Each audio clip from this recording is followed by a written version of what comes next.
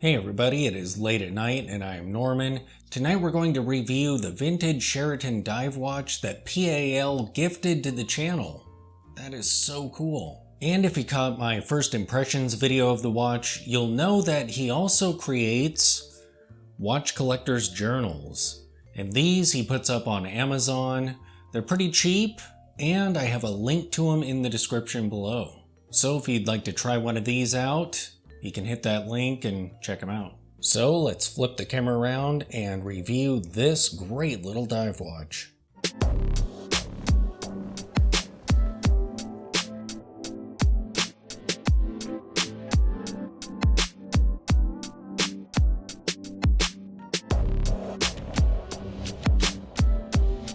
Alright, so here is the Sheraton watch, and this thing just looks so great. I have it on a leather strap here with kind of vintage stitching on it, and I feel like it looks great on that. Being vintage, I don't really trust its water resistance so much, so a leather strap for this is just perfect. It does not have drilled lugs. What's cool about this case is it overall looks pretty thin, even though on paper it isn't. Of course, that takes into account the crystal, but it really hugs the wrist and does not look thick at all. Looking at the case back, we can see that it is shock resistant.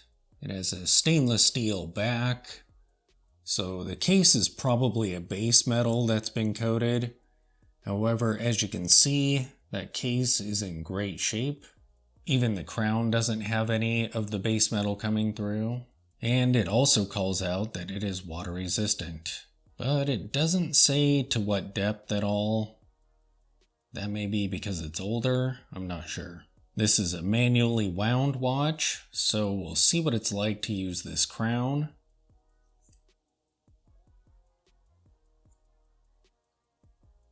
It doesn't feel bad at all. I know some of my vintage watches just don't feel so great when you're winding them. But yeah, this one's fairly smooth. We'll fill it all the way up here. Now, one thing that I've noticed is it kind of goes from 100 to 0. So you're winding it, and there's no real sign that it's just about full, and then boom, the crown just stops. So you want to be very careful winding this. I usually grip it kind of loosely, and there it goes. And this watch has a date window on it, but it doesn't seem to have a date position.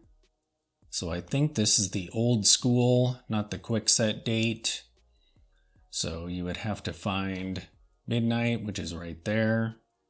Go past it, reverse it. Oh, not far enough. Reverse it more. Hey now. This worked last time I did this. So reverse it. There it goes. So yeah, you have to kind of go forward and back a little ways to get that to move over. The movement doesn't hack. It feels great when you're setting it.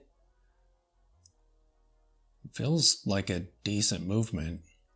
And I've put this thing on the time grapher, and as you can see, it looks like a pretty healthy movement. That's pretty cool. Alright, so we'll pop this crown back in. And there we go. Now, if you caught my first impressions video, you'll know that one issue that this watch has is the bezel. This bezel is extremely loose.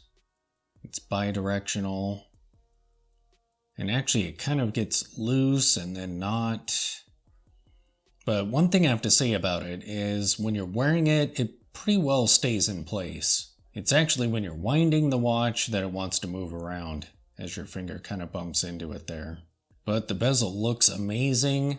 It has this crazy blue with a gap in between there. And it's not super beat up. That insert is in great shape.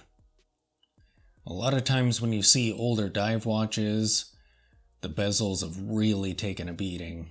But this one is in good shape. Looking at that crystal. Of course I love that crystal. It's nice and boxy and just amazing looking. There's some cool distortions there. I really like the indices on this watch. It's a very unique dial, and the style of the hands is great as well. I haven't tried out the lume on this. This is an older watch, so I'm not sure if it really works still, so let's find out. We'll charge that up a bit. Oh, I see a little bit of glowing. Up just barely, and it kind of went away. So yeah, the lume worked for a little bit, but yeah, it faded pretty quickly. But that's fine, it's kind of what you would expect from an older watch, no big deal. Now I tried looking up some information on Sheraton, and I didn't really find a whole lot online. I even asked an AI chatbot for an extensive history of the brand, and basically it spat out a history that could apply to any Swiss watch brand. You know, it started in Le Chaux de Fonds and made brilliant watches at the turn of the century, and made watches for the military, and in the 70s struggled and went bankrupt. So I don't know if I trust that, because I didn't see anything else about this brand online, except on one forum post. Somebody mentioned buying this brand's watches at Kmart, and they actually mentioned buying a dive watch by this brand at that retailer. So, interesting. As for the specifications on this watch, the case size is 35 millimeters, the lug to lug is 43 millimeters, the lug width is 18 millimeters, the height is 12 millimeters, and the crystal is acrylic. Alright, so let me take off my dressy little Seiko watch. That is just so gorgeous. Oh, and we'll see what this watch is like when you're wearing it. Here is the brilliant little Sheraton dive watch on my 7-inch wrist. And just look at that. That looks so cool. And you can see what I mean by the case looking thin. That is just really well designed. It looks like it's just hugging the wrist there. And that dial is in amazing shape. Other than the bezel, the entire watch is in really good shape, which is why PAL purchased it in the first place. The condition really caught his eye. Very cool. Yeah, this will be a super fun little watch to wear. And even though it has a date window, because this watch was a gift, it kind of has some sentiment to it. So it doesn't bother me at all. I've already worn this watch a few times, and it just looks great. So if you like smaller vintage dive style watches, you might be able to track one of these down. So cool. So there you have it, the gorgeous little vintage dive watch that PAL gifted to the channel. That was super generous of him. This watch is just gorgeous. Thanks for watching.